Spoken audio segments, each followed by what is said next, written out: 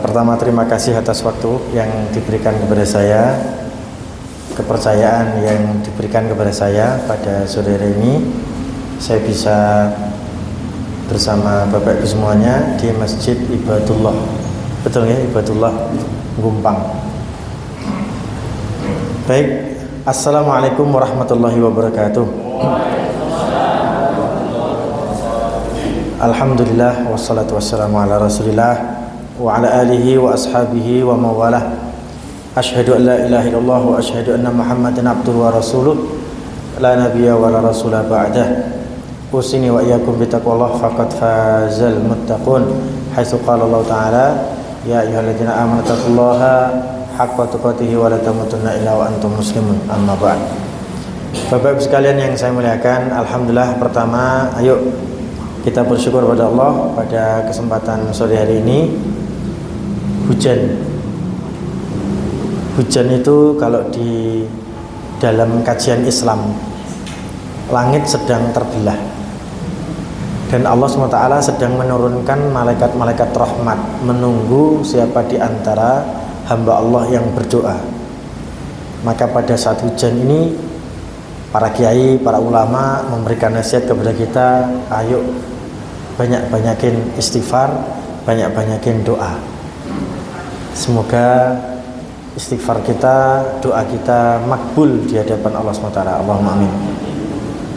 Dan pada masa ini, pada saat hujan ini juga, alhamdulillah kita bisa bertemu, bertatap muka, bertemu pandang di Masjid Ibadullah ini dalam kondisi sehat walafiat, dalam kondisi masih beriman kepada Allah dan juga masih Islam. Nah ini aneh nih, kok masih Islam itu nikmat? Oh, nikmat besar. Masih beriman, masih Islam itu nikmatnya luar biasa. Mungkin kalau dari kajian-kajian duniawi gitu nggak terlalu ya. Tapi kalau dari sisi kajian keagamaan, dari kajian Islam, justru iman Islam itu adalah nikmat terbesar, melebihi dunia apapun yang mungkin lebih besar ya dari yang kita punya gitu. Mungkin kita punya gunung emas milik kita sendiri ya. Islam itu lebih baik daripada itu. Kata Rasulullah SAW dalam sebuah riwayat yang disampaikan oleh Ali bin Abi Thalib.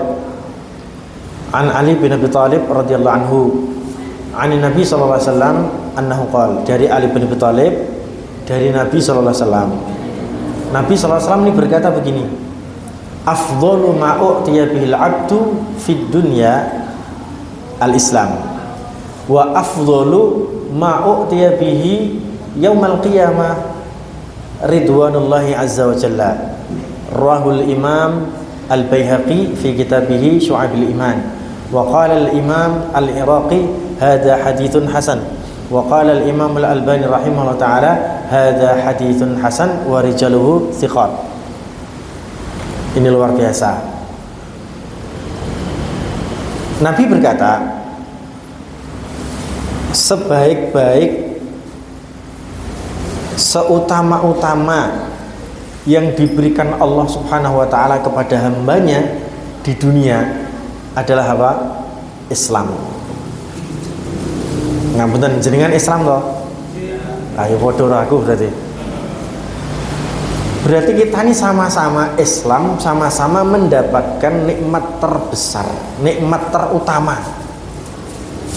Maka wajar kalau orang Islam itu ngerti ngaji, ngerti kayak gini nih, dia pengen banget saudara-saudaranya yang belum Islam diislamkan.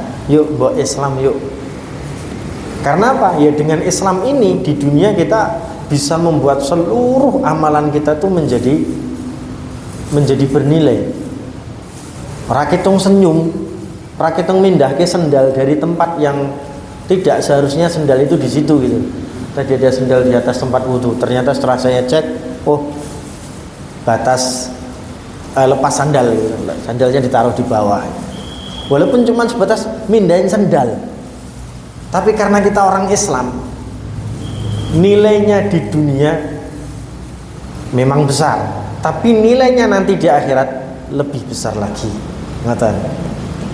Terus kata Rasulullah SAW, beliau bersabda, wa afdhalu ma u'tiya bihi yaumil qiyamah ridwanullah alaih. Segala sesuatu yang paling besar, sesuatu yang paling utama yang akan Allah berikan kepada hambanya di akhirat adalah ridho, keridoannya Allah.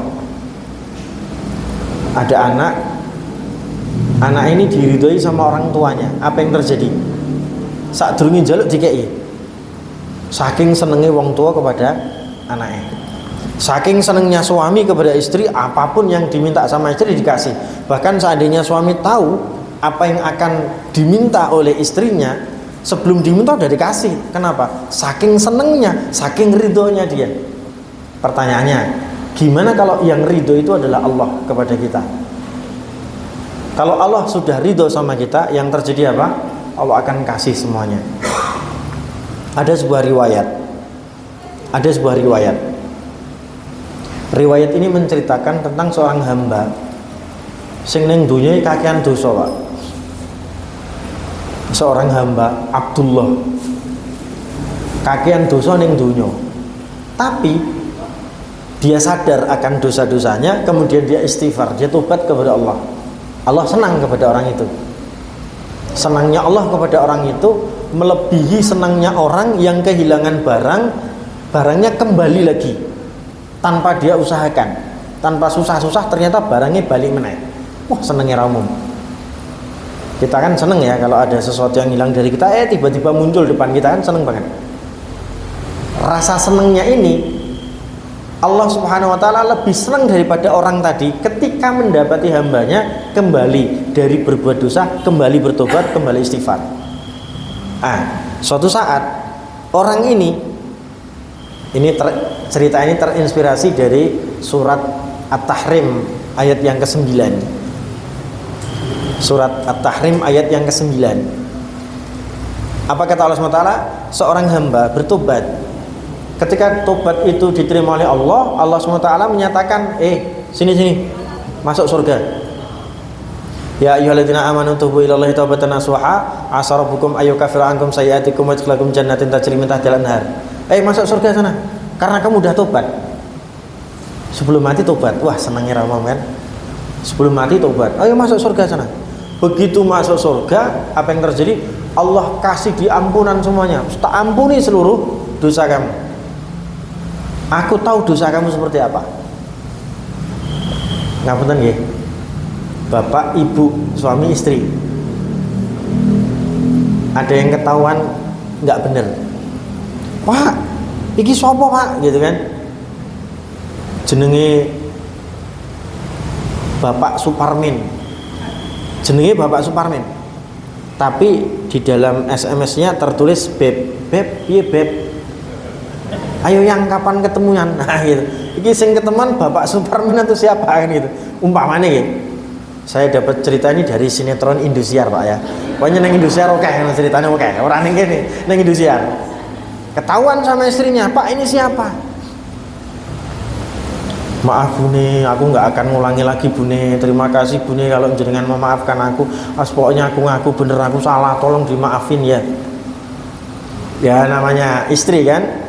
Istrinya ngerti kesabaran suaminya, istrinya ngerti bagaimana perjuangan suaminya. Akhirnya ya wis le Pak nih, ojo ngantek meneh-meneh ini terakhir, tak maafin. Apa yang terjadi? Apa yang terjadi pada suaminya? Senangnya minta ampun karena dimaafkan.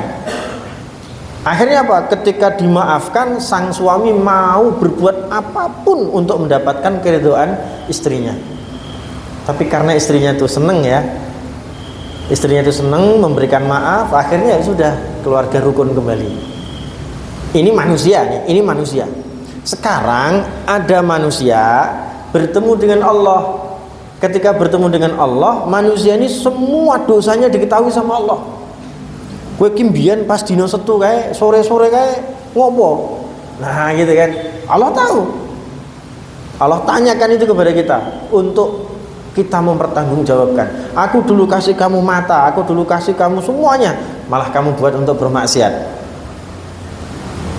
Ini piye? Ya Allah, ngapunten ya Allah, kula ngaku semuanya ya Allah. Ning biyen ki ya Allah, sadurunge aku mati ya Allah, aku wis tobat kalih panjenengan. Ya Allah, aku sudah istighfar, kula nyuwun ngapunten, mohon ya Allah diterima tobatku. Iya kan? Itu permintaan kita kepada Allah nanti di akhirat. Akhirnya apa? Allah turunkan tuh maghfirahnya. Seneng kan kita? Dimaafin sama istri aja senengnya minta ampun. Gimana dimaafin sama Allah SWT? Wah, senangnya minta ampun. Akhirnya apa? Dimasukkanlah dia ke dalam surga setelah dimaafkan. Begitu masuk ke dalam surga, wah senangnya minta ampun. Begitu dia senangnya minta ampun, dia ngomong sama Allah SWT, ya Allah, aku nggak mau pindah, aku neng kene wis seneng banget. Ibarat neng hotel bintang 5 mungkin ya, kabeh enek sing nglayani makanane enak kabeh, pokoknya enak kabeh. Suruh pindah neng bintang itu mas, neng kene wae pokoknya penak, soalnya orang pernah rasake. Pokoknya neng kene wae ra gelem pindah-pindah. Allah Subhanahu wa taala datang kepada dia. Ya Abdullah, wahai manusia, wahai hambaku, mau enggak aku beri sesuatu yang lainnya? Akhirnya si hamba tadi berkata kepada Allah, ya Allah, mau apa lagi? Ini loh sudah enak sekali. Kau sudah maafin saya, kau sudah memberikan aku ampunan, kau sudah masukkan aku ke dalam surga. Wes toh ya Allah, aku nggak pengen yani. Wes neng gini, wes penak. Jaluo, Allah maksa. Mintalah sesuatu. Akhirnya apa? Si hamba ini berkata kepada Allah, Rabbana atmim lana nurana faghfir lana innaka ala kulli syai'in qadir. Wa ya Allah, sempurnakan mataku, sempurnakan pencahayaanku, sehingga apa? Aku dengan mataku ini bisa melihat engkau. Akhirnya satarnya dibuka, dibuka satar antara dia dengan Allah SWT. Wujuhu yawma idzin nazirah ila rabbiha nazirah. Saat itu juga orang ini melihat Allah yang selama ini ia damba-dambakan, yang selama ini ia rukuk, ia sujud untuknya. Bayangin Pak, orang yang berdosa aja digitukan. Gimana kalau mereka tidak berdosa kan? Ridhonya Allah lebih besar lagi kepada kita. Kata Rasulullah SAW, innakum satarawna rabbakum kama tarawna hadzal qamar la tudamuna fihi syai'. Rasulullah pernah suatu hari malam-malam ngajak jalan-jalan sahabat-sahabatnya. Ayo sahabat-sahabatku sini semua. Diajak jalan-jalan sampai ke atas sebuah bukit. Begitu masuk, begitu sampai di sebuah bukit, Rasulullah SAW berkata kepada sahabatnya, sahabat-sahabatku, kamu lihat itu ada rembulan enggak? Iya Rasulullah, rembulan. Wah, indah sekali. Melihat rembulan dari atas bukit kan kayak nggak ada kayak nggak ada batasan gitu. Kayak nggak ada yang ngalang-ngalangi gitu. Setelah itu Rasulullah berkata kepada mereka, innakum satarawna rabbakum. Kamu semua bakalan melihat Allah seperti ini. Kama tarawna hadzal qamar, persis seperti ketika engkau melihat rembulan ini. La tudamuna syai', tidak ada penghalang sedikit pun antara kamu dengan bulan itu. Seperti sekarang ini.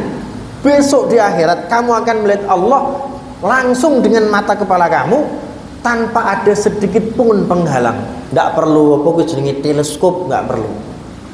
Allah sudah ngasih kekuatan kepada mata kita untuk melihat Allah SWT sendiri. Inilah akidah kita, ikhwatifillah. Akidah ahlus sunnah wal jamaah. Karena di luar sana ada yang ngomong nggak mungkin Allah dilihat. Bagi kami yang belajar Al-Quran, belajar hadis, belajar ini para ulama, perkataan para ulama semuanya mengatakan, yang ahlus sunnah wal jamaah semuanya mengatakan kalau Allah di akhirat kelak bakalan bisa dilihat oleh kita dengan mata kita secara langsung. Ini menunjukkan apa, ikhwatifillah? Ridho Allah di dunia itu yang nikmat Allah di dunia itu yang paling utama adalah Islam, dan nikmat Allah di akhirat kelak yang paling utama adalah ridho Allah. Kalau Allah sudah ridho, kita diperkenankan untuk melihat siapa itu Allah. Ini Masya Allah. Ya Allah, panjenengan itu kayak apa? Sesuk neng akhirat mesti bisa. Dan saat kita melihat Allah, wajah kita berseri-seri. Gak ada yang murka, gak ada yang musam, gak ada yang masam, gak ada yang cemberut. Seperti ketika panjenengan bertemu dengan istri dalam kondisi lapang dada, lapang hati, lihat nyaman kan, enak semua gitu. Dilihat tuh wah padang suarane, padang wajahnya. Wujuhu yawma idzin nadhirah ila rabbiha nadhirah. Itu yang pertama Bapak Ibu sekalian. Ikhwati fillah rahimakumullah, pada kesempatan sore hari ini saya ingin bercerita. Saya ingin banyak cerita. Nanti kalau tidak cerita tambah ngantuk kita. Ngapunten nggih, tapi cerita ini nanti ada sedikit sinkronnya dengan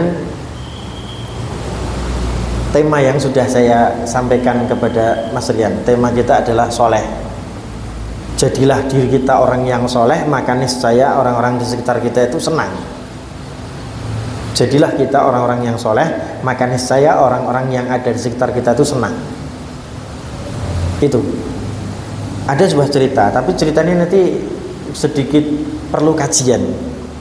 Saya minta tolong Bapak Ibu semua nanti yang hadir di sini ikut ngikuti arus pikiran saya, sehingga nanti bisa mengkaji dengan sempurna, gitu aja. Ada cerita yang 1 bulan terakhir ini viral, yaitu sebuah pesantren di Jawa Timur, namanya pesantren Al-Khazini, gitu. Kemudian ketika santri-santri, ustadz-ustadz muda yang ada di sana pada sholat asar, gitu, sholat asar ngileres nggih, kembruan Pak. Sing ngambruk ini ku nganu orang yang kayu siji tontonan ini tau ngecor-coran kok pirang ton itu kira-kira. Wah udah blek langsung. Nanti saya akan hubungkan dengan tema soleh dan tidak soleh. Apa yang terjadi? Viral, langsung viral. Wah pesantrennya ambruk. Ada yang komentar, bubarkan pesantren. Enten toh? Ngapunten nonton TikTok mboten, Pak? Dewas aku cerita ngene iki ra ngerti jebule. Tapi pernah dengar cerita ini nggih? Lagi viral tau beberapa saat yang lalu gitu. Akhirnya apa? Ada yang ngomong bubarkan pondoknya. Belum lagi ketika di dalam pesantren itu ditemukan sebuah mobil. Ternyata mobilnya mobil mewah. Diangkut pakai apa namanya? Kren atau apa itu? Ya kan, diangkut, tambah lagi yang komentar banyak sekali. Wah kiainya elit, bangun pondoknya sulit, nah gitu kan, komentar berdatangan. Sampai saya tuh gini sama teman-teman, coba kamu cek komentar-komentar itu ada berapa klasifikasi. Dari sekian komentar diklasifikasikan ada sekitar 7. Ini kelompok komentar yang baik, kelompok komentar yang setengah baik, kelompok komentar yang sekuler, kelompok komentar yang orang-orang liberal, kelompok komentar orang yang ngapunten nggak senang karo dunia pesantren gitu. Ya Allah ya Rabbi. Akhirnya dari 7 kelompok tadi kita pecah lagi jadi 2. Saya hanya bisa mengatakan satu kelompok komentar orang-orang kanan, komentar orang-orang yang pernah ngaji, yang kanan. Satu lagi kelompok komentar orang-orang kiri yang ngajinya jarang, atau iya oleh ngomong sekuler gitu aja lah. Sekuler, mungkin Islam tapi sekuler gitu. Sekuler itu gimana? Sekuler itu gini, ngapunten, saya terangkan sedikit lagi, nanti nyambung. Apa itu sekuler? Sekuler itu gini, Allah SWT itu menetapkan atau menciptakan 2 hukum. 2 hukum. Allah sebagai Tuhan kita menciptakan atau menetapkan 2 hukum. Hukum pertama namanya hukum syariat. Hukum kedua namanya hukum alam. Hukum syariat itu apa? Hukum syariat itu ngeten iki. Cah lanang cah wedok, nek kalian semua keluar dari rumah tutup aurat ya, gitu kan. Sing lanang auratnya sekian, sing wedok auratnya sekian. Lah itu namanya hukum syariat. Cah lanang cah wedok engko nek bapak ibumu meninggal terus duwe warisanmu sekian yo, sing lanang itu loro, sing wedok itu siji, itu hukum syariat. Salat yo, salat subuh, luhur, asar, maghrib itu hukum syariat. Hukum syariat itu kita dapat dari Al-Qur'an, dari As-Sunnah. Engko nek pas Ramadan poso yo, gitu. Itu namanya hukum syariat. Hukum syariat. Lalu apa itu hukum alam? Hukum alam itu gini. Contohnya, saya ngelempar botol air ke atas, seret gitu. Apa yang akan terjadi pada botol air ini? Kalau ini saya lempar ke atas, seret gitu, apa yang akan terjadi pada botol ini? Jatuh lagi ke bawah. Saya tanya Pak, kenapa jatuh ke bawah? Kenapa? Betul, gravitasi. Wah ini kayak guru fisika. Gravitasi, kelingan masa SMP SMA, gravitasi Pak.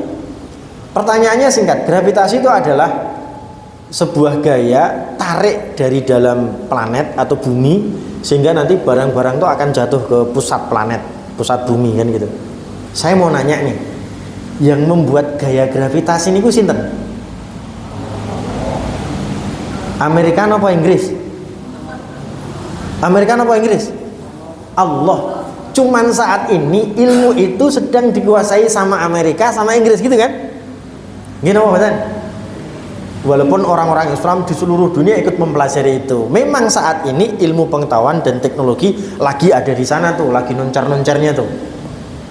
Memang begitu.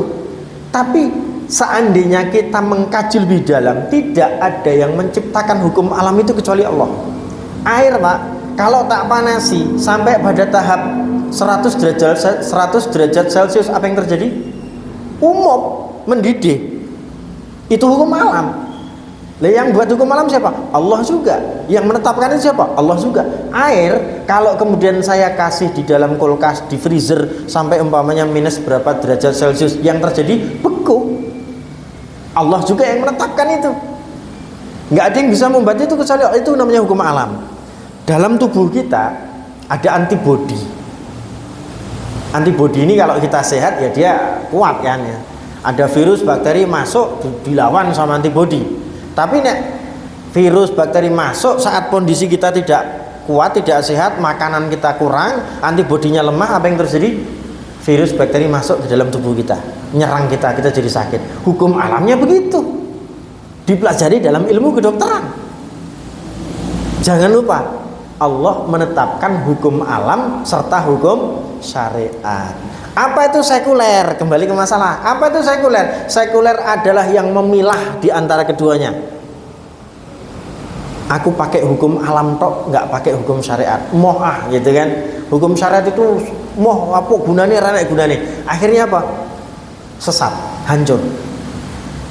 Orang yang hanya pakai hukum alam tok, nggak mau ngaji ya hancur Pak. Ya saya katakan sesat. Lah apa-apa diurusi dinilai dari hukum alamnya. Ya komentarnya jadi buruk nanti. Wah kiai ini enak-enak tok, lah ora tau ngaji. Ketika kiai ini kemudian ngomong kepada kita sudah membangun rumah ini dengan perhitungan yang kita punya. Bismillah kita bangun. Qadarullah, takdir Allah jatuh. Aku nggak ngerti, ini bagian dari takdir Allah kan gitu. Itu kata kiainya karena memang sudah ngaji. Tapi apa coba kata orang yang tidak ngerti ngaji? Wah itu mesti salah itu. Wah itu penjarakan kiainya itu, membunuh orang dan lain sebagainya. Emang ada kiai bangun rumah, bangun pesantren, ngundang santri, tujuannya membunuh santri? Kan ya ora enek. Tradisi di Indonesia tidak seperti itu. Kan gitu. Jadi sekuler itu adalah orang yang tadi memilah atau memilih salah satu dari keduanya. Padahal dua-duanya harus kita imani, harus kita pelajari semampu yang kita bisa. Ini ngojo ngantek mengkafiri salah satunya, jangan sampai menafikan salah satunya. Contoh, saya nih terlalu mempelajari hukum syariat, tapi saya emoh dengan hukum alam. Apa yang terjadi? Hancur Pak, rusak, sesat juga gitu. Contoh ya, saya yakin Bismillah Allahu Akbar, tidak ada yang bisa mematikan kecuali Allah. Tidak ada yang bisa menghidupkan kecuali Allah. Akidahnya benar gitu kan? Kuat gitu. Aku nggak percaya gravitasi karena gravitasi itu buatan orang-orang barat. Umpamanya nggak percaya gravitasi. Aku nggak percaya gravitasi karena gravitasi itu dibuat sama orang Amerika, dibuat sama orang-orang Inggris, Prancis dan lain sebagainya. Umpamanya. Akhirnya apa? Dia naik ke lantai 12 di Solo, di hotel mana? Hotel Alila umpamanya. Naik di hotel 12. Begitu naik dia lompat. Aku nggak percaya hukum gravitasi. Apa yang terjadi Pak? Apa yang terjadi? Benjut ya? Benjut lah. Ya orang mau benjut Ustaz. matilah gitu loh.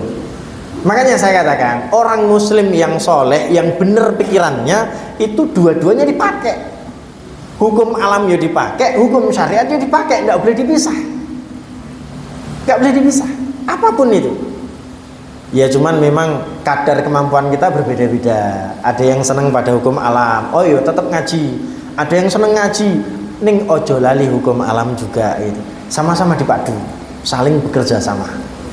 Nah, sekarang kita kembali ke masalah. Setelah tadi kita klasifikasi, ada kejadian runtuhnya bangunan, gitu. Ada kelompok kanan, ada kelompok kiri. Yang kelompok kiri ini saya katakan sekuler. Komentarnya buruk sekali.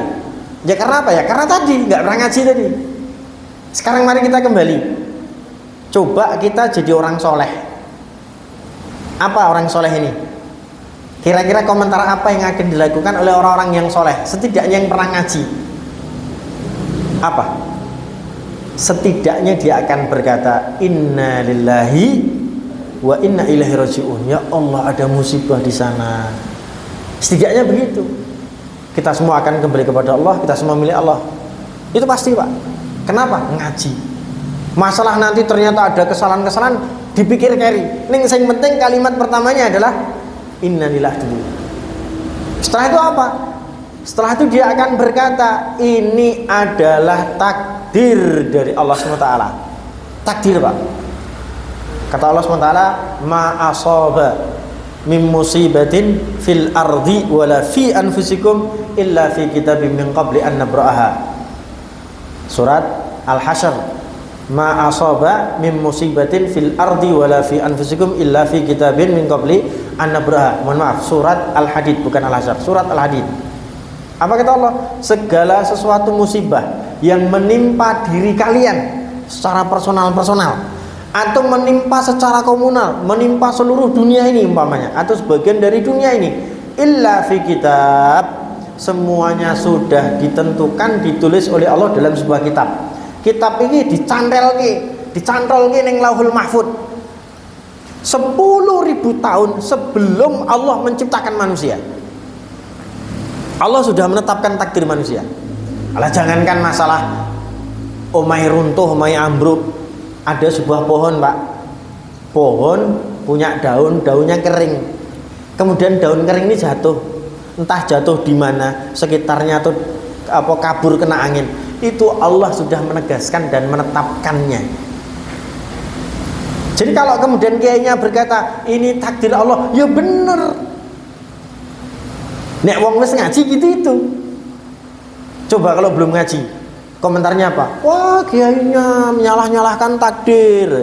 Lah memang takdir berkata begitu ya, terus gimana? Lah kan gitu. Itu yang pertama. Yang kedua, Pak.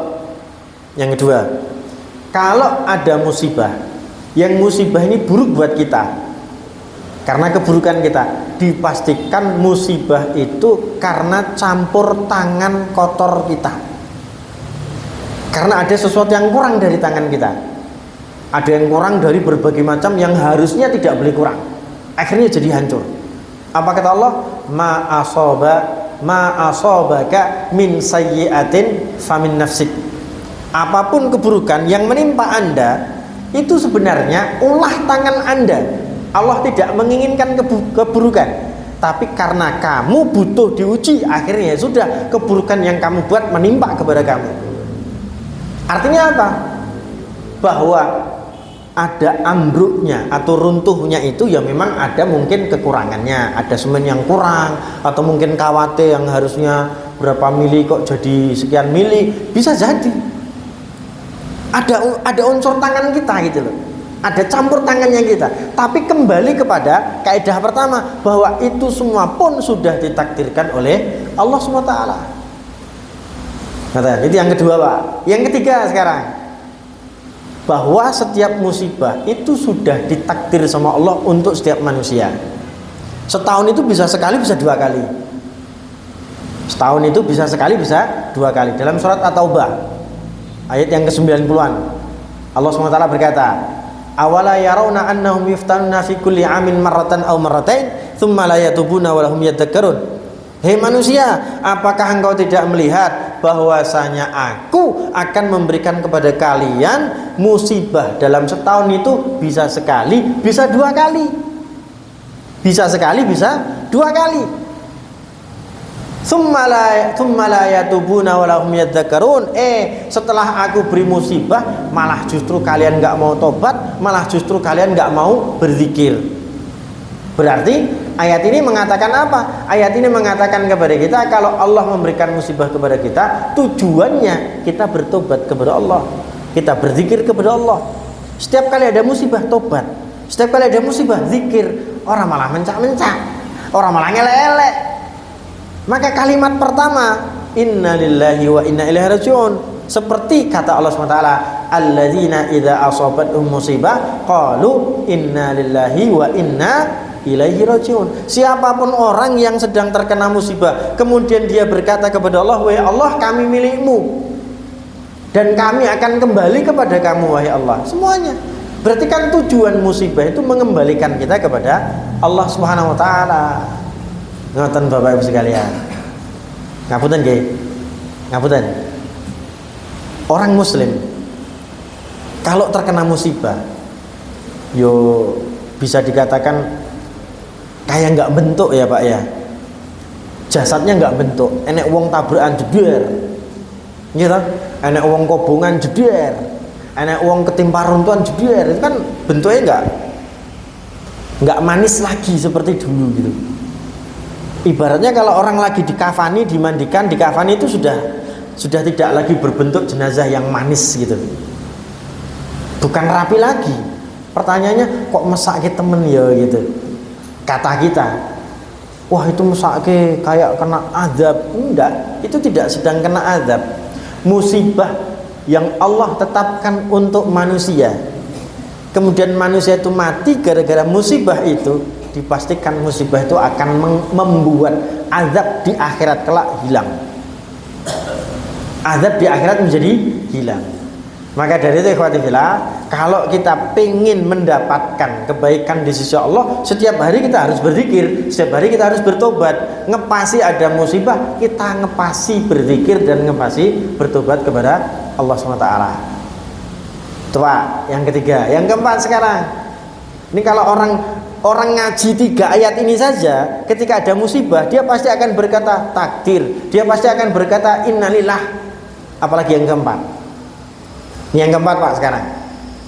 Konsep yang keempat, ngapunten saya nanya.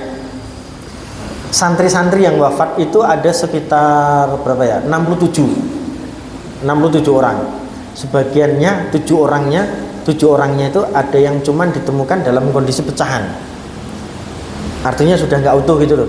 Kakinya hilang, tangannya hilang gitu kan. Alhamdulillah 107-nya selamat.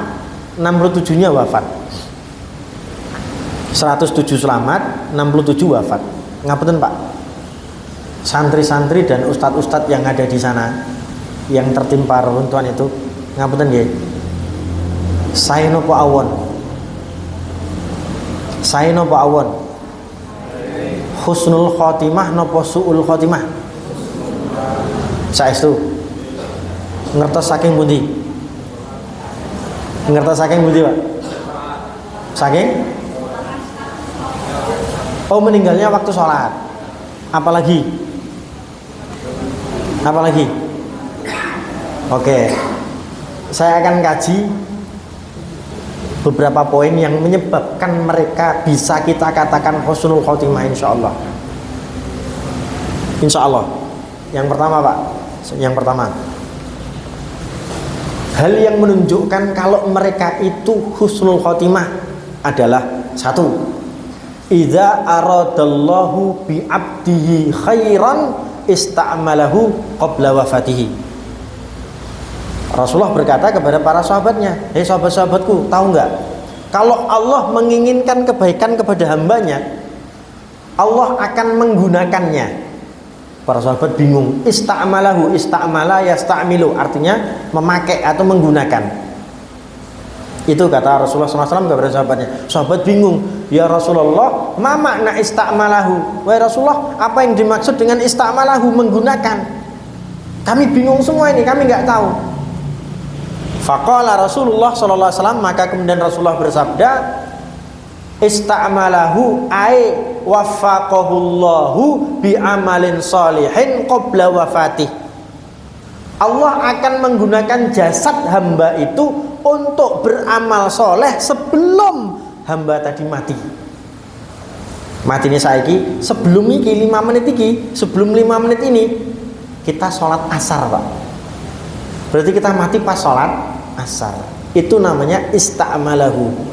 Kita mati dalam kondisi husnul khotimah karena perbuatan baik kita, amalan soleh kita. Ngepasi poso, ngepasi sedekah, ngepasi sholat. Wah banyak Pak di YouTube, di TikTok, masuk masjid, jeder ya kan. Begitu masuk masjid dia sholat Allahu Akbar, sholat 2 rakaat. Komat, ora tangi-tangi kok sujud. Nggih iki wong kok ora tangi-tangi sujud ket mau ki ngopo? Digoyang-goyang tiba jebule wis meninggal lho, bayangin. Meninggal pas sujud. Sapa sing ora gelem? Kondisi ini menyebabkan itu dipastikan husnul khotimah.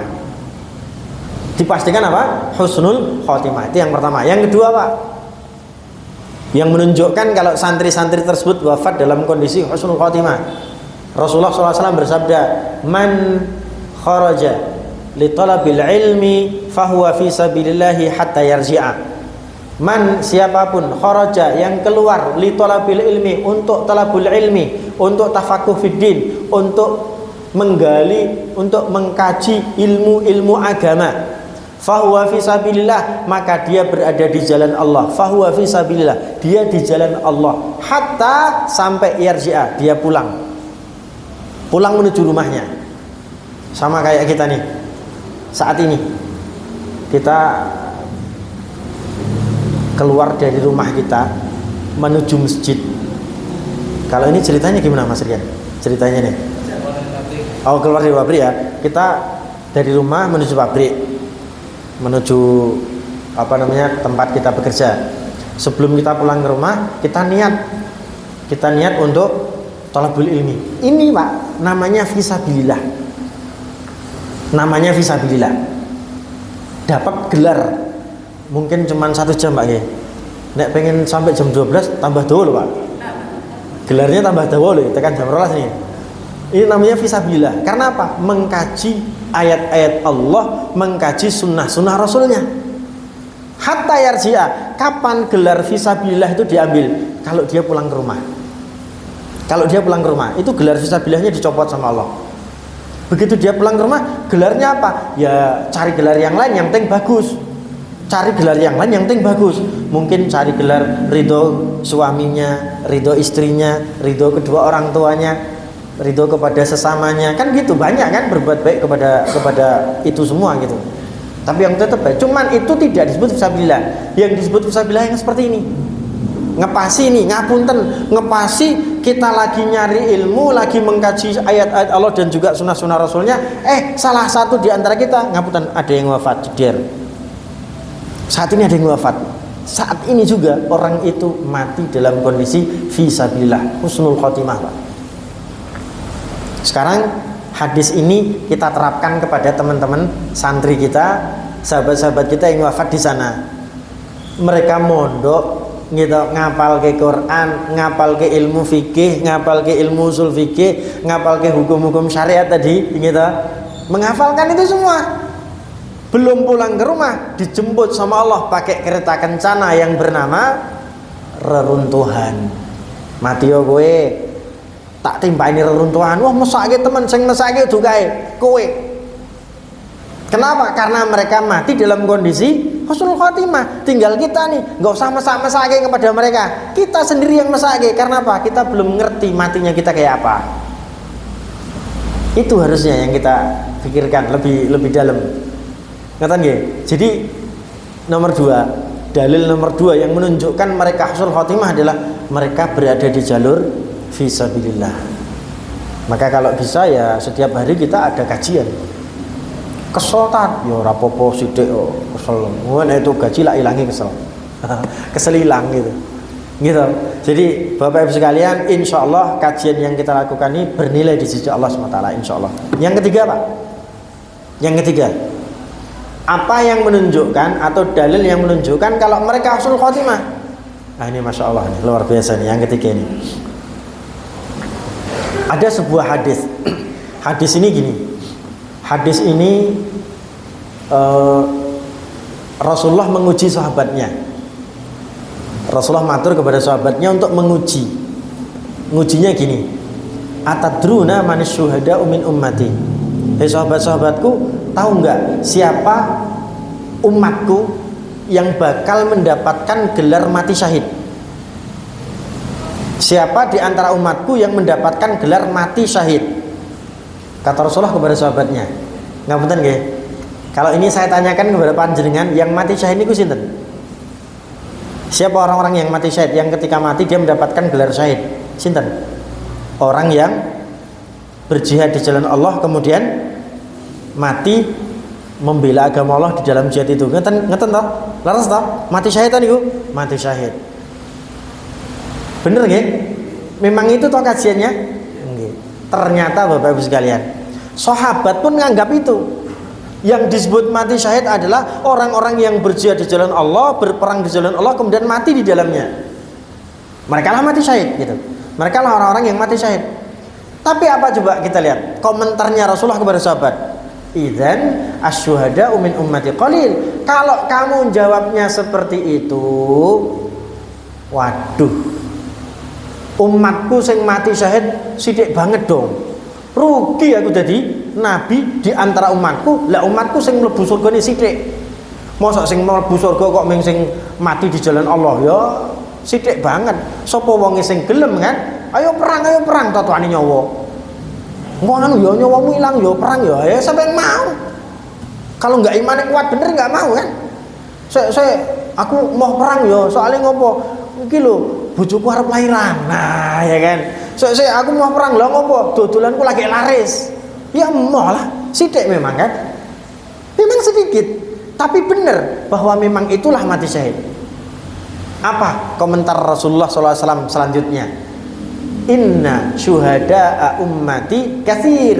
Hei sahabat-sahabatku, sesungguhnya orang-orang yang mati syahid di tengah umatku tuh banyak. Orang mung sithik. Apa yang kamu lakukan, apa yang kamu sampaikan betul. Tapi kalau cuman itu tok yang disebut mati syahid, ya sithik banget no umatku sing mati syahid, gitu kan. Kemudian Rasul berkata, umatku sing mati syahid itu bakalan banyak banget. Banyak sekali. Berhitung Pak nggih? Berhitung nggih? Dicepake jari-jari nih. Berhitung Pak. Al-haraku syahid. Al-gharaku syahid. Al-hadamu syahid. Al-mautu fi jam'a syahid. Al-mabtunu syahid. Al-mat'unu syahid. Al-mautu bida'is silli syahid. Man qutila duna malihi syahid. Man qutila duna dammihi syahid. Berapa? Loh saya enggak nyebut angka loh. Saya enggak nyebut angka loh tadi. Ada berapa Bu? Ada berapa? 9. Lah kok ngertos 9 Pak? Saking muti Pak. Oh gini ya, yang bener jawab 9, hadiahnya boleh minum 2 gelas. Lah gitu. Segelas wis sehat, meneh loro tambah sehat. 9 Pak, ternyata yang mati syahid di tengah umatku itu 9. Yang pertama, ngapunten nggih. Ini yang saya sebut kalangan kaum muslimin nih. Orang Islam yang mati karena terbakar. Mati karena terbakar. Syahid Pak. Ngapunten, kebakar niku lara mboten nggih? Larane kaya ngopo Pak? Saya itu pernah kajian di Semin, Gunung Kidul, disopiri sama anak saya. Bi, udah Bi tidur dulu nggak apa-apa ya. Lah kok neng mobil ki, kebetulan kita minjem mobil temen. Akhirnya di mobil itu kan ada tempat puntung rokok nih loh, sing apa? Damel nyulet rokok nih loh, apa? Keluntingan ini loh, apa? Cemilani loh. Tibo. Lah anak saya lagi nyopir kan. Nggak fokus gitu kan, pokoknya fokus nyopir, nggak ngerti kalau itu jatuh, tak ambil Pak, nggak ngerti kalau itu panas, nggak ngerti bener-bener nggak ngerti kalau itu panas, Lah kok tak demek iki nyos di sini, Masya Allah panas sih Romo iki. Kayak kemarin ini sak bulan itu berbentuk apa nih bulatan kayak orang rokok nih. Ya Allah ya Rabbi, ini lagi kesumut sudutan rokok we loro nih kayak ngono. Kok apa meneh sak tubuh kebakar kemudian meninggal, kira-kira berapa Bu? Loro nih kayak ngopo Bu? Terus loro banget lah pokoknya, rasa dibayangke pokoknya loro banget. Makanya rasa sakit itu digunakan oleh Allah Subhanahu Wa Taala untuk menghilangkan azab di akhirat. Ustaz, nek ngono aku pengen mati kebakar. Ojo njaluk sing elek ojo. Walaupun nanti kalau umpamanya kita ngepasti seperti itu ya insyaallah syahid ngaten lho. Ning ojo njaluk sing ngono kuwi. Kata Rasulullah SAW kepada Abu Dzar Al-Ghifari, "Ya Aba Dzarrin, is'alillaha al-afiyata fi kulli zamanin, fi kulli waqtin." Wahai Abu Dzar, mintalah kepada Allah al-afiyah, keselamatan. Apapun kondisinya minta sama Allah keselamatan. Karena itu Allah SWT akan memberikan keselamatan kepada Anda. Kalau ternyata nanti musibah-musibah yang datang kepada kita salah satu dari 9 ini, ya insya Allah syahid. Tapi nggak usah minta. Ya namanya musibah masuk diminta gitu. Ya sing penak wae lah, masuk minta yang musibah itu. Itu yang pertama gitu, al-haraq, kebakar. Yang kedua al-gharaq. Al-gharaq ini apa? Tenggelam Pak. Raketung tenggelamin yang sumur, raketung tenggelamin yang kolam renang. Kalau orang muslim mati tenggelam syahid Pak. Tenggelam neng laut apa meneh, alah ya Allah. Serasane piye ngono ya. Pernah wudu, kemudian jenengan dalam wudu itu melaksanakan sunnah Rasul yang bernama istinsyak, kemudian istinsar, pernah ya? Memasukkan air ke hidung, kemudian mengeluarkannya. Kebetulan namanya orang lagi nyubi gitu, nglebokke air neng banyu disedot seru banget, akhirnya pripun? Aduh, pengarir umum kan. Wih lagi sithik lah Kak. Kalau semuanya air kemudian kita nggak bisa ngapa-ngapa, nggak bisa renang juga. Ya sudahlah, sakit karena kita tenggelam itu membuat azab Allah hilang di akhirat kelak. Dan orang itu dikasih gelar oleh Rasulullah SAW syahid. Yang kedua, yang ketiga al-hadam. Al-hadam. Apa itu al-hadam? Orang yang mati, orang muslim yang mati karena tertimpa reruntuhan. Bluk. Rame 2 kilo, 1 kilo, 2 ton. Bluk gitu lah, terus saya gerak pripun, Masya Allah gitu. Lihat gerak pripun kan angel. Makanya kalau hadis ini kita terapkan untuk santri-santri teman-teman kita yang ada di sana, sahabat-sahabat kita yang lagi belajar di sana, syahid insya Allah. Setidaknya sudah 3 kan? Setidaknya sudah 3 tanda yang menunjukkan kalau mereka husnul khotimah insya Allah. Ini yang nomor 3 ini. Selanjutnya Pak, siapa yang disebut syahid? Yang disebut syahid adalah kaum perempuan yang ketika mereka hamil kemudian melahirkan wafat karena melahirkannya atau karena proses kehamilannya. Perempuan itu matinya syahid. Yang keempat, yang kelima, al-mautu bidaisil, siapapun orang yang meninggal karena sakit paru-paru. Sakit paru-paru Pak. Enten sing sakit paru-paru. Ya terus ya tetap kita kalau sakit paru-paru tetap kita berobat ya, ikhtiar untuk sembuh. Tapi kalau kemudian Allah menetapkan kita mati gara-gara sakit paru-paru yang kita alami, syahid Pak. Tidak usah khawatir, Allah ngasih pahala besar.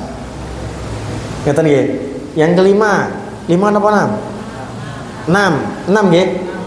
6 orang yang mati gara-gara sakit perut. Oh enak mentat, enak kalau gak ada ustad. Saya kan ustad di pondok ya, saya ustad di pondok. Saat saya ustad di pondok itu waktu saya masih muda, itu saya mendapatkan tugas untuk jaga anak-anak camping di daerahnya Mbah Marijan dulu. Apa namanya itu? Karang apa namanya itu? Cangkringan, ke atas dikit tak namanya, saya lupa namanya itu. Itu saya bisanya berangkat habis maghrib. Teman-teman saya bisanya berangkat berluhur, saya bisanya bar maghrib. Lah, sholat maghrib itu di pondok saya diimami oleh seorang ustadz yang biasa ngimami. Biasa sholat jamaah, biasa ngimami. Akhirnya apa? Ustadz itu ngimami. Setelah itu saya pamit, Ustadz, saya cium tangannya, Ustadz, izin Ustadz nggih, saya mau nemani anak-anak camping. Ya Ustadz, hati-hati ya, jaga anak-anak semua. Nggih Ustadz, insyaallah saya laksanakan dawuh Ustadz. Karena memang beliau kiainya saya gitu. Akhirnya apa? Saya berangkat, naik motor ke sana. Dalam sebuah cerita, Ustadz ini pulang ke rumah, minta dibuatin kopi. Habis maghrib, setelah itu dia baca Quran. Biasanya ngoten niku. Minum kopi lah dia, dibuatin kopi. Seret. Habis minum kopi, wetenge loro. Bune, kok weteng loro banget ya Bune ya. Waduh ya Allah, loro banget ya Allah. Ya Allah, Pak napa Pak enten napa Pak gitu kan namanya. Istrinya kan kaget. Biasanya ora apa-apa kok loro banget itu. Pas adzan Isya, sakitnya enggak ketulungan, wafat. Habis Isya, saya dibel sama teman-teman yang masih di pondok. Ustaz wafat. Kaget saya, ada apa ini? Akhirnya saya balik, padahal sudah sampai Boyolali. Saya balik, gitu aja. Untuk ngurusi itu. Allahu Akbar. Enak apa nggih? Orang loro suwe, tiba-tiba Allah jemput orang itu dengan sakit perut. Pak, insya Allah orang yang mati gara-gara sakit perut itu syahid Pak. Orang kita sakit perut itu gara-gara minum kopi.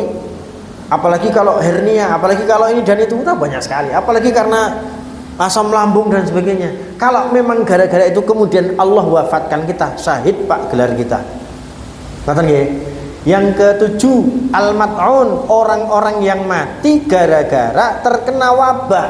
Wabah apa? Wabah ta'un, kolera. Zaman Rasul, orang yang terkena kolera itu yang dari luar nggak boleh masuk, yang dari dalam nggak boleh keluar. Ternyata tahun 2019 kemarin ada namanya wabah COVID. Jangan dikira orang-orang yang tidak terkena wabah COVID kemudian wafat. Orang yang wafat karena COVID insya Allah syahid. Kalau menurut hadis ini syahid Pak. Syahid insya Allah. Sehingga nggak usah disesali seperti apa mereka. Oh masa tenan ketika meninggal itu nggak ada yang nyolatin. Ya mesti enak lah sing nyolati. Wah sing nyolati orang rame ya. Namanya COVID nggak boleh disolati rame-rame kan. Tapi saya yakin ini orang syahid. Insya Allah syahid. Karena apa? Terkena wabah. Kata nih. Terus nomor 8, orang yang mati gara-gara membela hartanya. Pulang dari pabrik duitnya motol-motol ya kan, wokeh kan. Serahkan uang kamu. Enggak, ini uang untuk anakku, untuk istriku, untuk keluargaku. Serahkan atau kamu saya bunuh. Dilawan. Ternyata yang mau ngerampok pakai celurit. Ayo mati loh, kita nggak bawa celurit juga. Des kita mati. Ketika kita mati membela harta kita yang halal, matinya syahid Pak. Apalagi membela harta yang dimiliki oleh umat Islam umpamanya kan. Yang terakhir, orang yang mati gara-gara membela harga diri, membela darahnya sendiri, gitu loh. Mati kita, apalagi membela harga diri umat Islam, membela harga agama kita. Ini masalah. Jadi Bapak Ibu sekalian, teman-teman kita yang berada di pesantren Buduran Al-Khazini Jawa Timur itu, kalau menggunakan hadis ini apa yang terjadi? Syahid insya Allah. Tambah.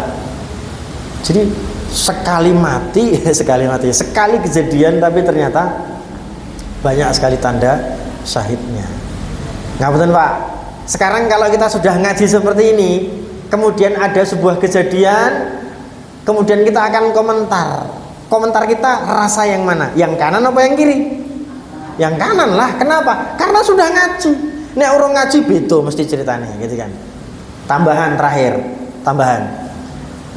ada cerita viral juga di TikTok maupun di Instagram mau di video-video yang menyebar itu.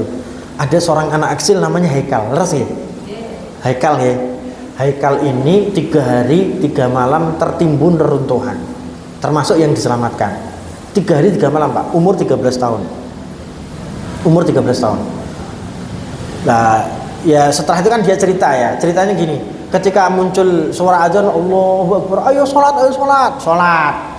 Bismillahirrahmanirrahim, waldolin, amin. Masih ada yang jawab, masih ada. Begitu menjelang subuh, azan, ayo sholat. Orang yang jawab, ayo sholat. Orang yang jawab berarti apa? Kondisinya sudah banyak yang meninggal. Tinggal Haikal di situ. Kal, kamu sudah makan belum? Belum lah. Gimana mau makan? Gak ada makanan. Kamu udah minum belum? Belum. Intinya Basarnas itu mengajak orang itu biar tetap sadar gitu loh. Oh, di sini ada air Pak gitu. Di dekat saya itu ada air, tapi aku nggak bisa minum air itu. Loh kenapa? Apa airnya jauh? Enggak, itu air bukan milikku. Bayangin Pak, 3 hari 3 malam nggak makan nggak minum, ada air di dekatnya, dia berkata diminum aja. Enggak boleh Pak, enggak boleh, ini bukan air aku, ini air syubhat, aku nggak ngerti ini airnya siapa, nggak boleh diminum Pak. Pertarungan nyawa ya, antara hidup dan mati dalam kondisi Masya Allah badan terhimpit ratusan ton reruntuhan, disuruh minum air nggak boleh, hatinya mengatakan nggak boleh. Kalau menurut panjenengan kira-kira gimana anak ini? Bodoh napa pinter? Saestu, enek banyu kon ngombe ra gelem kok. 3 dina ora ngombe lho. Bodoh napa pinter? Angel Pak. Nek wis ngaji Pak, kita nyebutnya apa? Anak ini akidahnya kuat, hebat. Orang-orang mungkin bisa berkomentar, wah kiainya nggak bisa membangun pondasi bangunan sampai membuat runtuh. Iya mungkin mereka gagal membuat pondasi bangunan, tapi saya bisa jamin nih, kiainya tidak runtuh, tidak gagal dalam membangun pondasi iman. 13 tahun Pak, nggak mau makan air putih yang milik orang lain yang dia nggak ngerti punya siapa. Kalau itu terjadi pada putra bapak, apa yang terjadi? Anak bapak akidahnya kuat. Ini namanya kesolehan kita. Mesti kita akan seneng lah. Bapak yang nyekolah ke anak seperti itu mesti nggak akan rugi. Wah itu pesantrennya mahal. Pesantren mahal piye? Sebulan membayar 70.000. Mahal pripun Pak. Jadi oke lah, ayo setidaknya kalau kita berkomentar-komentar itu menunjukkan kalau kita pernah ngaji gitu aja. Saya ingin itu, sehingga komentar-komentar ini membuat kita aman. Komentar-komentar kita ini membuat sekeliling kita aman. Al-muslimu man salimal muslimuna min yadihi wa lisani. Orang muslim adalah orang yang membuat aman sekitarnya. Sekitarnya tidak merasa jatuh harga dirinya gara-gara lisan kita. Sekitarnya tidak jatuh harga dirinya gara-gara perbuatan kita. Itulah muslim yang soleh. Dan kita ingin menjadi yang seperti itu semua. Ngoten nggih? Cekap nggih? Rasido tekan jam 12 niki. Masya Allah. Baik Bapak Ibu sekalian, terima kasih atas perhatian Bapak Ibu sekalian. Ini mungkin pertemuan perdana saya. Saya nggak tahu mau dilanjut lagi nggak Pak? Nek mau dilanjut lagi undang saya lagi yang penting. Karena masih banyak utangnya, sisanya sampai jam 12 ini masih lama. Tapi intinya insya Allah semoga di kemudian hari Allah Subhanahu Wa Taala berikan kepada kita semua kemampuan untuk menjadi orang-orang yang soleh. Soleh di mata Allah Subhanahu Wa Taala, soleh di mata para manusia, sehingga semuanya menjadi berkah di sisinya. Ayo kita akhiri semua ini semua dengan membaca doa bersama-sama, dan saya harapkan doa ini diaminkan oleh panjenengan semua. Innallaha wa malaikatahu yusholluna 'alan nabiy ya ayyuhalladzina amanu shallu 'alaihi wa sallimu taslima. Allahumma shalli wa sallim wa barik ala Muhammad wa ala alihi wa azwajihi wa ashabihi wa man tabi'ahum ajmain bi rahmatika ya arhamar rahimin. Allahumma fir lil muslimina wal muslimat wal mu'minina wal mu'minat al ahya'i minhum wal amwat innaka sami'un qaribun mujibud da'wat fa ya qadiyal hajat. Allahumma fir lana dzunubana wa tahhir qulubana wa hassin furujana. Rabbi ighfirli wa liwalidayya warhamhuma kama rabbayani shaghira. Rabbi ighfirli wa liwalidayya warhamhuma kama rabbayani shaghira. Rabbana hab lana min azwajina wa dhurriyyatina qurrata a'yun waj'alna lil muttaqina imama waj'alna lil muttaqina imama waj'alna lil muttaqina imama. Allahumma ati nufusana taqwaha ya Allah wa zakkiha wa anta khairu man zakkaha. Allahumma ati nufusana taqwaha ya Allah wa zakkiha wa anta khairu man zakkaha. Allahumma adfa'na al-bala'a wal waba'a waz zalazila wa su'al fitan wa su'al mihan ma dhahara minha wa ma batan khasatan fi baladina Indonesia raya wa amatan an buldanil muslimin wa amatan an buldanil muslimin. Rabbana zalamna anfusana wa illam taghfir lana wa tarhamna lanakunanna minal khasirin Rabbana atina fid dunya hasanah wa fil akhirati hasanah wa qina adzabannar subhana rabbika rabbil izzati amma yasifun wa salamun alal mursalin walhamdulillahi rabbil alamin. Terima kasih Bapak Ibu sekalian, mohon maaf atas segala hilaf saya. Saya kembalikan lagi kepada beliau pembawa acara. Wassalamualaikum warahmatullahi wabarakatuh.